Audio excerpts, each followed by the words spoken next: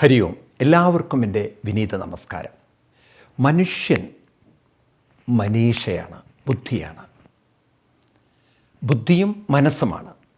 ബുദ്ധിയിലാണ് നമുക്ക് അറിവുകൾ നാം ശേഖരിക്കുന്നത്, മനസ്സിലാണ് വികാരം.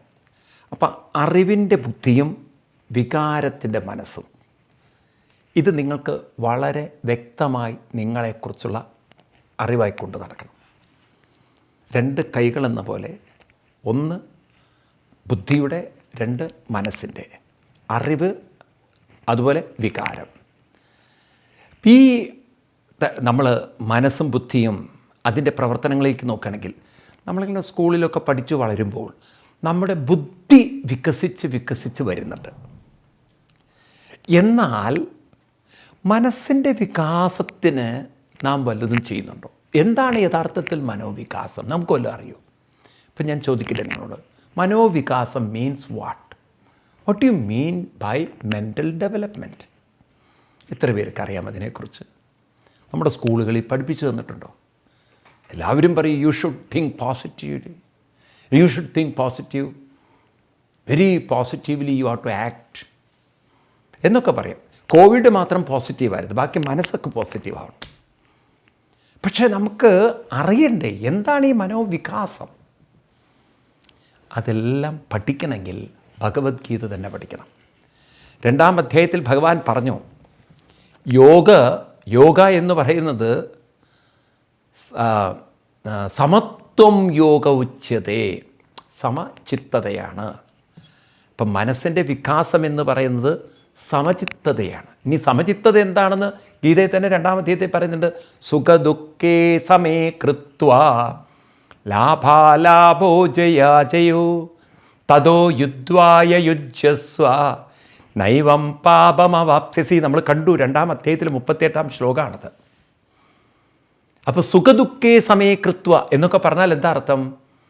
നമുക്ക് അനുകൂലവും പ്രതികൂലവുമായ അനുഭവങ്ങൾ വരുമ്പോൾ മനസ്സതിൽ കുരുങ്ങിക്കിടക്കരുത്. അനുകൂലമായ സുഖം വരുമ്പോൾ ഇത് നാളെയും ഉണ്ടാവും, ഇത് മറ്റന്നാളും ഉണ്ടാവും, ഇതെന്നും ഉണ്ടാവും എന്ന് വിചാരിച്ചാൽ വിഷാദം പിടികൂടും, വിഷമം പിടികൂടും.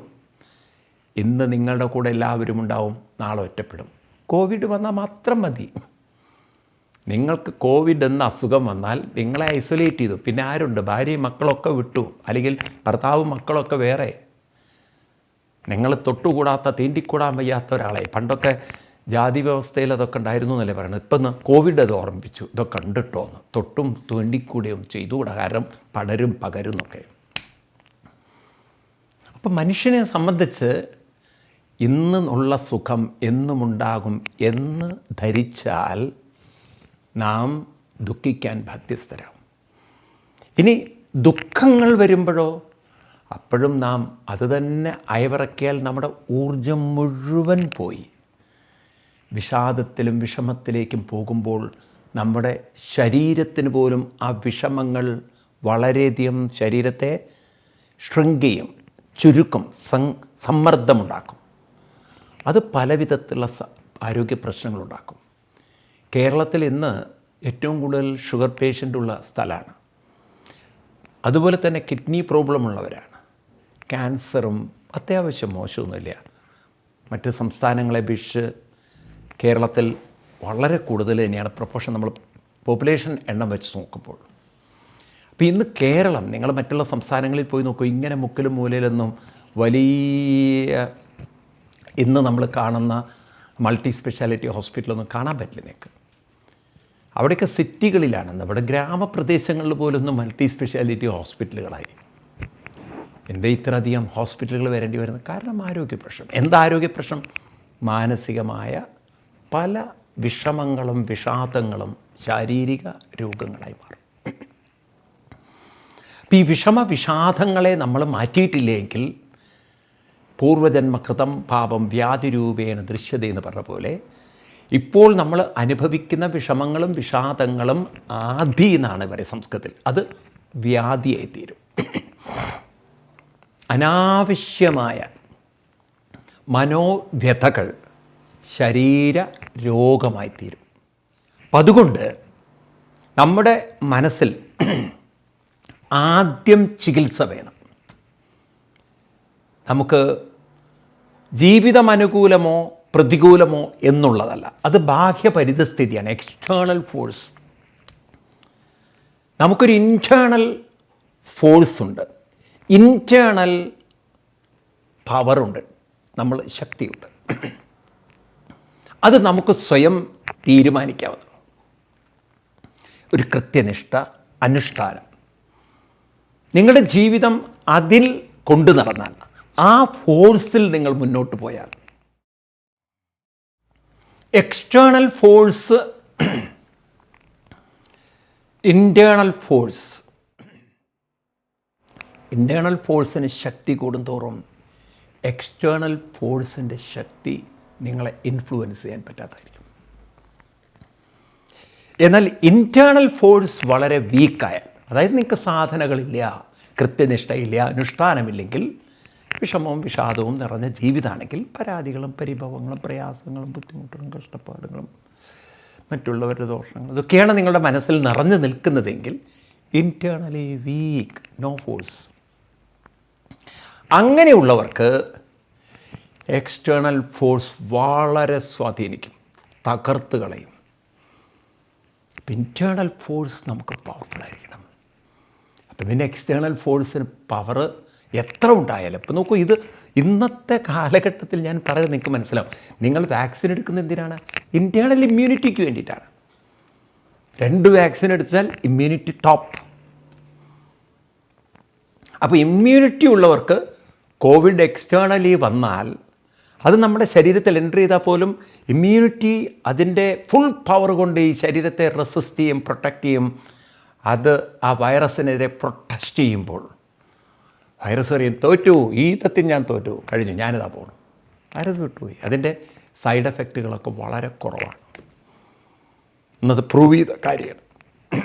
അപ്പോൾ ശരീരത്തിനൊരു ഇൻറ്റേർണൽ ഫോഴ്സ് വേണം, ഇമ്മ്യൂണിറ്റി എന്ന് നമ്മൾ വിളിക്കും. ഇതുപോലെ മനസ്സിനും വേണ്ട ഒരു ഇൻറ്റേർണൽ ഫോഴ്സ്, ഇമ്മ്യൂണിറ്റി. അപ്പോഴല്ലേ നമുക്ക് ബാഹ്യമായിട്ട് ആരെന്ത് പ്രശ്നങ്ങളുണ്ടാക്കിയാലും അതിനെ ലാഘവത്തോടെ കണ്ട് നേരിട്ട് മുന്നോട്ട് പോകാൻ പറ്റുന്നത്. അതും ഒരു വൈറസായിട്ട് കണ്ടു നോക്കൂ. നിങ്ങൾക്ക് കിട്ടുന്ന ശകാരങ്ങൾ, നിങ്ങൾക്ക് കിട്ടുന്ന വിഷമിപ്പിക്കുന്ന വാക്കുകൾ, നിങ്ങളെ കുറ്റം പറയൽ, നിങ്ങളെ വളരെയധികം നിങ്ങളെ തളർത്തുന്ന പ്രവൃത്തികൾ, അങ്ങനെയൊക്കെ നിങ്ങളൊന്ന് മാനസികമായിട്ടൊന്ന് തയ്യാറായിട്ട് നോക്കൂ, ഉപാസനകളിലൂടെ. അപ്പം നിങ്ങൾക്ക് മനസ്സിലാവും, ഇന്ന് കൂടെ സ്തുതി പറയുന്നവൻ നാളെ ശത്രുവായാലും അതൊന്നും നിങ്ങളെ അലട്ടില്ല. കേരളത്തിലെ വലിയ വലിയ രാഷ്ട്രീയ നേതാക്കന്മാരൊക്കെ അതാ പറയണത്. ഇന്നലെ വരെ എൻ്റെ കൂടെ വോട്ട് ചെയ്തവർ രാവിലെ ആയപ്പം വേറെയുള്ളവർക്ക് വോട്ട് ചെയ്തു. കാര്യം മാറി, അവരുടെ കാല് മാറി. കാരണം അവരുടെ കാര്യമാണ് നോക്കണത്. നമ്മൾ വിചാരിക്കുന്നവരൊക്കെ നമ്മുടെ കാര്യമാണ് നോക്കണത്. ഇപ്പോഴത്തെ കുട്ടികളെ പോലെയാണ്. ആരെയാണ് കൂടുതൽ ഇഷ്ടം എന്ന് ചോദിച്ചു കഴിഞ്ഞാൽ പറയും, അച്ഛൻ കേൾക്കുന്നില്ലെങ്കിൽ പറയും അമ്മയെന്ന് പറയും, അച്ഛനും കൂടി കേൾക്കുന്നുണ്ടെങ്കിൽ പറയും അച്ഛന്മ, അച്ഛനും അമ്മയും കൂടിയാണ്. കാരണം അവർക്കറിയാം രണ്ടും വേണമെന്ന്. അപ്പം അതുകൊണ്ട് നമ്മൾ അത് നോക്കി ജീവിക്കരുത്. എന്നോട് ആർക്കൊക്കെ ഇഷ്ടമുണ്ടോ, എന്നെ ആരൊക്കെയോ സ്നേഹിക്കുന്നുണ്ടോ, ഇന്ന് അവർ സ്നേഹിക്കാം, നാളെ അവരുടെ പ്രയോറിറ്റി മാറും. മനുഷ്യൻ ഇന്ന് കാമമായിരിക്കും, നാളെ വേറൊന്ന് പ്രേമമായിരിക്കാം, മറ്റന്നാൾ അർത്ഥമായിരിക്കാം, പണത്തോടായിരിക്കാം, അത് കഴിഞ്ഞാൽ അടുത്തത് അധികാരത്തോടായിരിക്കാം, അത് കഴിഞ്ഞാൽ അനർത്ഥമായിരിക്കാം. ഇങ്ങനെ പലതിലേക്കും പോവും മനസ്സ്. ഇന്നുള്ളതിനോടാവില്ലേ നാളെ. ഭഗവാൻ കൃഷ്ണൻ തന്നെ പറയുന്നുണ്ട്, തൻ്റെ മക്കൾക്ക് തന്നോടായിരുന്നു, തൻ്റെ മക്കൾക്കും കുടുംബത്തിനൊക്കെ തന്നോടായിരുന്നു ഇഷ്ടം. പക്ഷേ സമ്പത്ത് കുമിഞ്ഞുകൂടിയപ്പോൾ അവരുടെ ശ്രദ്ധ അതിലേക്ക് പോയി. അതുകൊണ്ട് അവർ തമ്മിൽ തല്ലി മരിക്കാൻ അവർ ബാധ്യസ്ഥരാണ്. കൃഷ്ണനെ പോലും അവർ വകവെച്ചില്ല എന്നാണ്. അതാണ് സ്വഭാവം. അപ്പം അതുകൊണ്ട് നാം ഇവിടെ കൃഷ്ണൻ പറയുന്ന രീതിയിൽ നമ്മുടെ ജീവിതം കൊണ്ടു നടക്കണം. എങ്കിൽ നമുക്ക് വലിയ പരിവർത്തനം ഉണ്ടാക്കാം. അപ്പം അതിന് നാം നമ്മുടെ സാധനാനുഷ്ഠാനങ്ങളും കൃത്യനിഷ്ഠമായി ചെയ്ത് ഒരു ജീവിതം ഒരു ഇൻറ്റേർണൽ ഫോഴ്സിനെ ഡെവലപ്പ് ചെയ്യുന്ന വിധത്തിലാക്കി തീർത്താൽ നമ്മൾ തളരില്ല. അല്ലെങ്കിലോ നാം ബുദ്ധി കുറേ അറിവുള്ള ഒരു മഹാ ദുർബലനായ മൂഢനായി മാറും. എന്ന് കൃഷ്ണൻ ഓർമ്മിച്ചിട്ട് പറഞ്ഞു. അതുകൊണ്ട് നിങ്ങൾ ശ്രദ്ധിക്കണം. എന്താ ശ്രദ്ധിക്കേണ്ടത്? അടുത്ത 33-ാമത്തെ ശ്ലോകം നമുക്ക് ചൊല്ലാം. സദൃശം ചേഷ്ടതേ സ്വസ്യ പ്രകൃതേ ജ്ഞാനവാനപി പ്രകൃതിം യാന്തി ഭൂതാനി നിഗ്രഹ കിം കരിഷ്യതി. സദൃശം ചേഷ്ടതേ സ്വസ്യ പ്രകൃതേ ജ്ഞാനവാനപി പ്രകൃതിം യാന്തി ഭൂതാനി നിഗ്രഹ കിം കരിഷ്യതി. ജ്ഞാനവാൻ അഭി എന്ന് പറഞ്ഞാൽ ബുദ്ധിപരമായി എത്ര വിദ്യാഭ്യാസവും അറിവുള്ളവനായാലും ശരി, സ്വസ്യ പ്രകൃതേ തൻ്റെ തന്നെ പ്രകൃതി എന്ന് പറഞ്ഞാൽ സ്വഭാവം, മനസ്സിൻ്റെ സ്വഭാവങ്ങൾ, മനസ്സിൻ്റെ അവസ്ഥകൾ.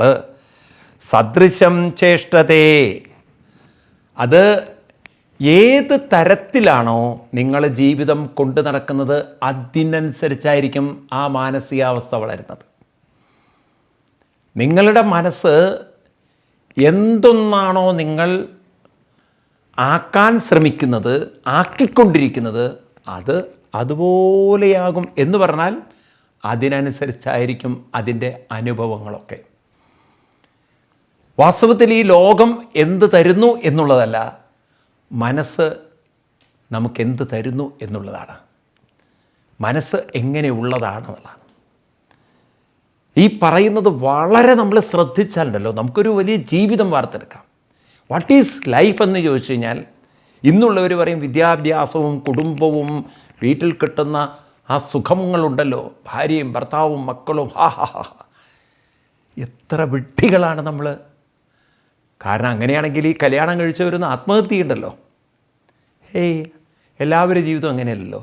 എല്ലാവരുടെ ജീവിതത്തിൽ ഇങ്ങനെ ഓരോരോ പ്രശ്നങ്ങളുണ്ട്. കാരണം രണ്ട് മനസ്സുകൾക്ക് പൂർണ്ണമായി അങ്ങോട്ട് ഒരുമിച്ചാവാൻ പറ്റില്ല. കാരണം ഓരോരുത്തരുടെയും ജന്മവാസനകൾ വ്യത്യസ്തമാണ്. അച്ഛനമ്മമാർ തന്നെ, നിങ്ങൾ തന്നെ സ്വന്തം വീട്ടിലേക്ക് നോക്കൂ, എന്നിട്ട് ഭാര്യയും ഭർത്താവൊക്കെ നോക്കൂ. സ്വന്തം അച്ഛനമ്മമാരോട് തീർത്തും മാനസികമായിട്ട് അങ്ങോട്ട് പൊരുത്തപ്പെടാൻ പറ്റില്ല. കാരണം നിങ്ങളുടെ ആഗ്രഹങ്ങളോ അഭിപ്രായങ്ങളോ ആവില്ല അവരുടേത്. നിങ്ങളൊരു പക്ഷേ ദൂർത്തടിക്കാൻ പറഞ്ഞാൽ അവർ പറയും തരില്ല പൈസ. അങ്ങനെ ഇറങ്ങിപ്പോവാൻ പറഞ്ഞ മക്കളില്ലാവില്ലേ? അച്ഛനെ ദ്രോഹിക്കുന്ന, അമ്മയെ ദ്രോഹിക്കുന്ന. കഴിഞ്ഞ ദിവസം പത്രത്തിൽ വായിച്ചത്, അച്ഛനോടെന്തോ ചോദിച്ചു, കൊടുത്തില്ല, ഒറ്റ അടി കൊടുത്തു, അച്ഛനെ കൊന്നു. അച്ഛൻ മരിച്ച് ആ അവസ്ഥ ആലോചിച്ച് നോക്കൂ. സ്വന്തം അമ്മയെപ്പോലും കൊല്ലാൻ മടിക്കാത്ത, സ്വന്തം ഭാര്യയെപ്പോലും. അങ്ങനെയൊക്കെ ആ മാനസികാവസ്ഥ വരുന്നതിന് കാരണം നാം ഇങ്ങനെ തെറ്റിദ്ധരിച്ച് ജീവിക്കരുത്. അതായത് നമ്മുടെ ജീവിതം എന്ന് പറയുന്നത് കുറച്ച് പണവും ജോലിയും അതുപോലെ കുടുംബവും ഇതൊക്കെയാണ് ജീവിതമെന്ന്. ജീവിതം എന്ന് പറയുന്നത് നിങ്ങളുടെ മാനസികാവസ്ഥയാണ് ജീവിതം. അത് മറക്കരുത്. മനസ്സ് എപ്രകാരമോ അപ്രകാരം ജീവിതം. എന്താ അങ്ങനെ പറഞ്ഞത്? നിങ്ങൾക്ക് പണവും സമ്പത്തും സമൃദ്ധിയൊക്കെ ഉള്ള കുടുംബമുണ്ടെങ്കിലും സ്നേഹത്തിലൊരു വാക്ക് പറയാനില്ലെങ്കിൽ നിങ്ങൾക്ക് വിഷമമാണ്. എന്നാലൊരു വാക്കെന്നോട് പറയായിരുന്നു. അതും കൂടുതൽ സമ്പത്ത് കൂടുന്നിടത്ത് ഇത്തരത്തിലുള്ള സ്നേഹം വളരെ കുറവായിരിക്കും. വലിയ ആർട്ടിസ്റ്റായിരുന്നു ശ്രീദേവി സിനിമയിൽ. അവസാനം ബാത്ത് ടബിൽ കിടന്ന് മരിക്കേണ്ടി വന്നു. അവർ തന്നെ സ്വയം ആത്മഹത്യ ചെയ്താണെന്നൊക്കെയാണ് പറയണത്. നിങ്ങൾ നോക്കൂ, ഇന്ത്യയിലെ വലിയ സമ്പന്നരുടെ പട്ടികയിൽപ്പെട്ട ആളായിരുന്നു അത്രേ കേരളത്തിൽ നിന്നുള്ള ശശി തരൂർ എന്ന് പറയുന്ന MP-യുടെ ഭാര്യ. ഞാൻ പേര് പറയാൻ പാടില്ല, എന്നാലും പറഞ്ഞു എന്ന് മാത്രം. പക്ഷേ നിങ്ങൾ അറിഞ്ഞിരിക്കണം, കാശ്മീരുകാരിയായ അദ്ദേഹത്തിൻ്റെ മൂന്നാമത്തെ വൈഫ് അവസാനം അവർ 5 സ്റ്റാർ ഹോട്ടലിന് ആത്മഹത്യ ചെയ്തല്ലേ നമ്മൾ കേട്ടത്. ഡൽഹിയിലെ 5 സ്റ്റാർ ഹോട്ടൽ. സാധാരണക്കാരന് ചിന്തിക്കാൻ പറ്റുമോ? ഒരു ചായയ്ക്ക് കൊടുക്കണം 1000 രൂപ, അവിടുത്തെ ഒരു മുറിക്ക് കൊടുക്കണം 25,000 20,000 രൂപയൊക്കെ. ഇത്രയും ലക്ഷറിയസ് സൗകര്യങ്ങളുള്ള ഹോട്ടലിൽ അവസാനം ആത്മഹത്യ. അതിന് വല്ല ലോഡ്ജ് പറയായിരുന്നു. ഏത് 5 സ്റ്റാറിൽ പോയിട്ടും കാര്യമില്ല. എക്സ്റ്റേണലി നിങ്ങൾക്ക് എന്തുണ്ടായിട്ട് കാര്യം? ഇൻറ്റേർണലി നീറിപ്പുകയുന്ന ആൾക്ക് എക്സ്റ്റേണലി എന്തുണ്ടായിട്ട് കാര്യം? അപ്പം നമ്മൾ ആ മാനസികാവസ്ഥ മാറ്റണ്ടേ? നമുക്ക് മനസ്സിനെ ഒന്ന് ഉയർത്തണ്ടേ? അതാണ് കൃഷ്ണൻ പറയുന്നത്, ജ്ഞാനവാനഭി. നമ്മൾ അറിവുള്ളവരായിട്ടും മനസ്സിനെ നമ്മൾ പരിഗണിച്ചിട്ടില്ല എങ്കിൽ, മനസ്സാണ് ജീവിതം, മനസ്സെപ്രകാരമോ അപ്രകാരം ജീവിതം. നിങ്ങൾ 5 സ്റ്റാർ സൗകര്യങ്ങളുടെ ഇടയിൽ വളരെ വിഷാദ ജീവിതമാണെങ്കിൽ വിഷമ ജീവിതം, നിങ്ങൾക്കെന്നും വിഷമം തന്നെയുള്ളൂ. എന്നാൽ നിങ്ങളുടെ മനസ്സിനെ നിങ്ങൾ വികസിപ്പിക്കാൻ വേണ്ടുന്ന സാധനാനുഷ്ഠാനങ്ങൾ എടുത്താൽ, പൂന്താനം ഉണ്ണി മരിച്ചു, അദ്ദേഹം തളർന്ന് കരയല്ല. ഉണ്ണി കൃഷ്ണൻ മനസ്സിൽ കളിക്കുമ്പോൾ ഉണ്ണികൾ മറ്റു വേണമോ മക്കളായി. എത്ര മനോഹരമാണത്. കൃഷ്ണ കൃഷ്ണ മുകുന്ദ ജനാർദ്ദന കൃഷ്ണ ഗോവിന്ദ നാരായണ ഹരേ. ആരുണ്ട് ആരില്ല എന്നുള്ളതല്ല, എൻ്റെ മനസ്സെപ്പോഴും ഭഗവാനിലുണ്ട്. മനസ്സിനെ ഞാൻ ഭഗവാനിൽ വച്ചിരിക്കുന്നു. ആ ഒരു ഭക്തിയാണ് പൂന്താനം കൊണ്ട് നടന്നത്. മനസ്സിനെ ഭഗവാന് വിട്ടുകൊടുക്കുക എന്ന് പറഞ്ഞാൽ, ഭഗവാന്റെ നാമത്താലും ഭഗവാന്റെ ലീലയായാലും ഭഗവാന്റെ കാര്യങ്ങളിൽ അങ്ങനെ രസിച്ചും ലയിച്ചും ആടി ജീവിക്കുക. അതുകൊണ്ട് തന്നെ ഒരു ദുഃഖത്തിനും ആ മനസ്സിലേക്ക് എൻട്രി ചെയ്യാൻ പറ്റില്ല, നോ എൻട്രി. എന്നാൽ നമ്മുടെ മനസ്സിൽ അങ്ങനെയുള്ള സദ്വികാരങ്ങൾ, സദ്വിചാരങ്ങൾ, സദ്ചിന്തകൾ, സത്സംഗങ്ങൾ ഇല്ലാതെ പോയാൽ വേണ്ടാത്തതായ എല്ലാം ഉള്ളിൽ കയറിക്കൊടും. അടിച്ചു വാരി വൃത്തിയാക്കാതെ ഇരുളടഞ്ഞ മുറിയിൽ 8 കാലികൾ ഇങ്ങനെ മാറാല കൂട്ടിയിരിക്കില്ലേ? ഇതുപോലെ നമ്മുടെ മനസ്സിലും വേണ്ടാത്ത ചിന്തകൾ കയറി അതവിടെ സ്ഥാനം പിടിച്ചു കഴിഞ്ഞാൽ, പ്രകൃതേ ജ്ഞാനവാനഭി, നിങ്ങൾ ജ്ഞാനവാനാണെങ്കിൽ പോലും നിങ്ങൾ പ്രകൃതിയെ സദൃശം ചേഷ്ടതേ. ഈ പ്രകൃതി നിങ്ങൾ ജീവിക്കുമ്പോൾ നിങ്ങളുടെ പ്രകൃതി സദൃശം ചേഷ്ടതേ. സദൃശം എന്ന് പറഞ്ഞാൽ സദൃശം പ്രകൃതിക്ക്, അതായത് ബാഹ്യമായ പ്രകൃതിക്കനുസരിച്ച് നിങ്ങളുടെ മനസ്സും നിങ്ങളുടെ ജീവിതവും വരും. പുറത്തെല്ലാം അനുകൂലമാണെങ്കിൽ നിങ്ങൾ സന്തോഷിക്കും, പുറത്ത് പ്രതികൂലമാണെങ്കിൽ നിങ്ങൾ കരയും, തളരും. പുറത്ത് എല്ലാം അനുകൂലമാണെങ്കിൽ ജീവിതമാണ് എന്ന് തെറ്റിദ്ധരിച്ചാൽ ധൃതരാഷ്ട്രയെപ്പോലെ ഗാന്ധാരിയെപ്പോലെയൊക്കെ ജീവിക്കാം. ഗാന്ധാരി കരുതി എന്നും ഭർത്താവിനെ പോലെ അങ്ങോട്ട് കണ്ണുകെട്ടി, അന്ധനായ ഭർത്താവിനെ കണ്ണുകെട്ടി അങ്ങോട്ട് ജീവിതം സമർപ്പിച്ചാൽ എല്ലാമായെന്ന്. ആ കണ്ണുകെട്ടി ജീവിച്ചതോടുകൂടി മക്കൾ വളരുന്നൊന്നും നോക്കാൻ പറ്റിയില്ല. അവസാനം തൻ്റെ മകനെ നഗ്നനായി നിർത്തി തൻ്റെ കണ്ണ് കെട്ടഴിക്കേണ്ടി വന്നു ആ അമ്മയ്ക്ക്, ആർജിച്ച ശക്തി കൊടുക്കാനേ. പക്ഷെ മകൻ ലേശ ഉളുപ്പും നാണമൊക്കെ ഉള്ളതുകൊണ്ട് അണ്ടർവെയർ എടുത്തിരുന്നു, അടിവസ്ത്രം എടുത്തിരുന്നു. അതുകൊണ്ട് ആ ശക്തി മുഴുവൻ ശരീരത്തിലേക്ക് പകർന്നു. ഈ തുടകൾ ശക്തിയില്ലാതെ പോയതുകൊണ്ടല്ലേ ഭീമസേനൻ തുടയലുകളൊക്കെ തകർത്ത് തരിപ്പണാക്കി. എന്നിട്ട് ആ അമ്മ അവസാനം ശപിക്കുകയാണ്. അപ്പം നോക്കുക, എന്താ വിചാരിച്ചിരിക്കുന്നത്? മക്കൾ ജയിക്കും, മക്കൾ ഉണ്ടാവും, മക്കളും എല്ലാം കൂടി ചേർന്നുള്ള ജീവിതമൊക്കെ കണക്ക് കൂട്ടൽ തെറ്റി തരിപ്പണമായപ്പോൾ ഇതിനെല്ലാം കൂടി കൃഷ്ണനിട്ട് ശാപവും. കൃഷ്ണനെ ശപിച്ച അമ്മയാണ്. അപ്പം എന്ത് സമാധാനം അവർക്കുണ്ടായിരുന്നു? എല്ലാം അനുകൂലമായാൽ മാത്രം സുഖം, പ്രതികൂലമായാൽ തകർച്ച. അവിടെയാണ് കുന്തി വ്യത്യസ്തമാകുന്നത്. കർണനാകുന്ന മകൻ അർജുനനാകുന്ന മകനാൽ കൊല്ലപ്പെട്ടു. കൃഷ്ണൻ പ്രേരണയാണ്, കൃഷ്ണൻ പറഞ്ഞിട്ടാണ് അർജുനൻ ചെയ്തത്.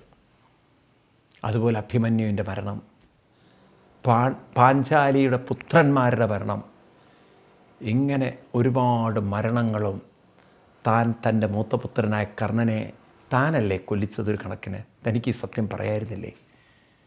ഇങ്ങനെയൊക്കെയുള്ള കുന്തിദേവി അവസാനം കൃഷ്ണനെ കാണുമ്പോൾ, അതായത് യുദ്ധം കഴിഞ്ഞ് കൃഷ്ണൻ ദ്വാരകയിലേക്ക് പോകുന്നതിന് മുമ്പ് കുന്തിദേവി കാണുന്നൊരു കാഴ്ച ഭാഗവതത്തിൽ പ്രഥമസ്കന്ധത്തിൽ 8-ാം അധ്യായത്തിൽ കുന്തി സ്തുതി എന്ന രൂപത്തിലുണ്ട്. അവിടെ കൃഷ്ണനോട് പറയുന്നത്, കൃഷ്ണ, എൻ്റെ മനസ്സിൽ ഈയൊരു ദുഃഖങ്ങളൊന്നും ഇന്നില്ല.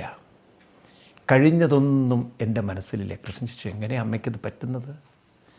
ഞാനത് ചിന്തിക്കാൻ അനുവദിക്കുന്നില്ല.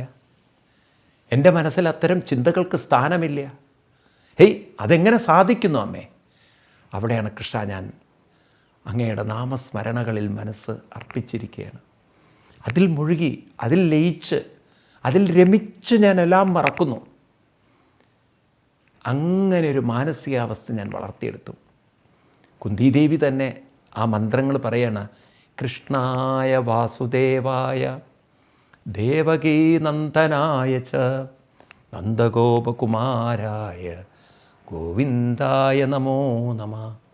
നമഃ പങ്കജനാഭായ നമഃ പങ്കജമാലിനേ നമഃ പങ്കജനേത്രായ നമസ്തേ പങ്കജാംഗ്രേ.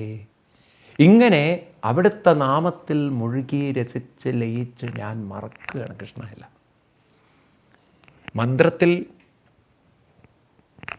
മന്ത്രത്തിൽ ഉണർന്നപ്പോൾ ദുഃഖത്തിൽ ഞാൻ ഉറങ്ങി. എന്തിൽ മനസ്സുണരുന്നോ അപ്പം മറ്റൊന്ന് മനസ്സ് മറക്കും. ദുഃഖം മറക്കണം, വിഷമം മറക്കണം. അതിനെന്താ വഴി? മന്ത്രത്തിലേക്ക് ഉണരണം. ഇതൊക്കെ നമ്മൾ സാധനകളായി കൊണ്ടു നടക്കണം. ഈ രീതിയിൽ എൻ്റെ മനസ്സിൽ കുന്തിദേവി പറയുന്ന വാക്കാണ്, നാമം നിറഞ്ഞു നിൽക്കുമ്പോൾ ഒരു വിപത്തും എന്നിലേക്ക് വരുന്നില്ല കൃഷ്ണ. ഒരു വിപത്തിനെയും ഞാൻ ചിന്തിക്കുന്നില്ല, ഒരു വിപത്തും ഞാൻ ഓർക്കുന്നില്ല. ഇത് പറയാൻ സാധിക്കണം. അല്ലെങ്കിൽ ജ്ഞാനവാൻ അപ്പി, നമ്മളെ ജ്ഞാനവാനാണെങ്കിൽ പോലും, അതായത് എത്ര വിദ്യാഭ്യാസമുള്ളവനാലും ശരി, മനസ്സിനെ ഉയർത്തിയിട്ടില്ല എങ്കിൽ ബാഹ്യപ്രകൃതികൾ നമ്മളെ സ്വാധീനിക്കും. ബാഹ്യപ്രകൃതി എന്ന് പറഞ്ഞാൽ മറ്റുള്ളവരുടെ പ്രവൃത്തികളും ചിന്തകളും സ്വഭാവവും നമ്മളെ വേട്ടയാടിക്കൊണ്ടിരിക്കും. ഇപ്പം ഈ ലോകം നമ്മളെ ഭയത്തിലേക്കും ദുഃഖത്തിലേക്കും വിഷമത്തിലേക്കും വിഷാദത്തിലേക്കും നയിക്കുന്നതിന് കാരണം ലോകമല്ല പ്രശ്നമുണ്ടാക്കുന്നത്. നാം നമ്മുടെ പ്രകൃതത്തെ, നമ്മുടെ പ്രകൃതിയെ, നമ്മുടെ സ്വഭാവത്തെ, നമ്മുടെ മനസ്സിനെ ഉയർത്താത്തത് കൊണ്ടുള്ള ദുരിതമാണ് നാം അനുഭവിക്കുന്നതെന്ന് കൃഷ്ണൻ ഗീതയിൽ ഓർമ്മിപ്പിക്കുകയാണ്. അപ്പം നാം ഇത് പരിശീലിക്കണം, പറഞ്ഞ് പഠിക്കണം. എന്താ എൻ്റെ ദുഃഖത്തിന് കാരണം? ഞാൻ എൻ്റെ മനസ്സിനെ വികസിപ്പിച്ചില്ല, ഉയർത്തിയില്ല, പരിവർത്തനം വരുത്തിയില്ല. എൻ്റെ ബുദ്ധിക്ക് വികാസം വരാൻ ഞാൻ കുറേ വിദ്യാഭ്യാസം നേടി, പലതും പഠിച്ചു, പക്ഷെ മനസ്സിനെ വികസിപ്പിച്ചില്ല. മനസ്സിനെ വികസിപ്പിക്കാൻ ഞാൻ ശ്രമിച്ചില്ല, ആരും ഒന്നും പറഞ്ഞു തന്നില്ല.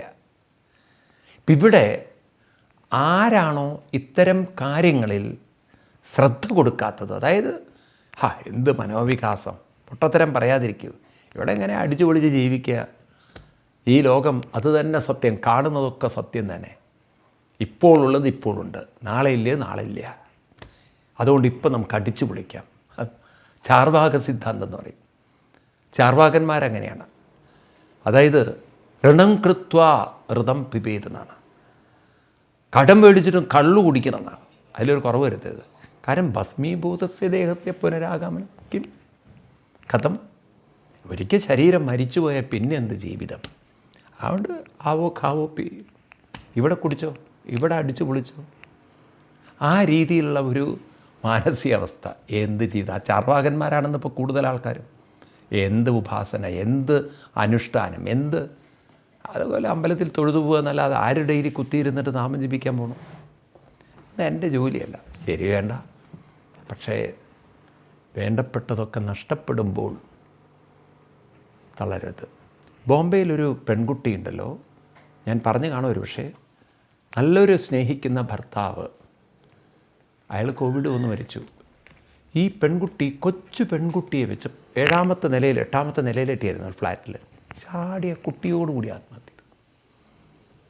എന്നാൽ ആ കുട്ടിയെ വളർത്തണം, കുട്ടിയെ ശ്രേഷ്ഠയാക്കണം, വളരൊരു സമൂഹത്തിൽ ഒരു മഹതിയാക്കണം. പെൺകുട്ടിയായിരുന്നു. അങ്ങനെയൊക്കെയുള്ള ചിന്ത തോന്നിയതേയില്ല. എൻ്റെ നഷ്ടപ്പെട്ട് ഞാനും പോകണം, ഈ കുട്ടിയും വേണ്ട. എന്തൊരു മഹാക്രൂരതയാണ് നോക്കൂ. മനോവികാസം വന്നില്ലെങ്കിൽ ആത്മനാശം സർവനാശം. അപ്പം അതുകൊണ്ട് നമുക്ക് നമ്മുടെ മനസ്സിനെ ഉയർത്തണം. അല്ലെങ്കിൽ ഉണ്ടാകുന്ന ഭവിഷ്യത്താണ് കൃഷ്ണൻ ഈ ഒരു ശ്ലോകത്തിൽ നമ്മളെ ഓർമ്മിപ്പിക്കുന്നത്. അപ്പോൾ അത് നമുക്ക് അടുത്ത ക്ലാസ്സിൽ വളരെ വിശദമായിട്ട് നമുക്ക് കാണാം. അതുവരെ എല്ലാവർക്കും നന്ദി, നമസ്കാരം, പ്രണാമം, ഹരി ഓം.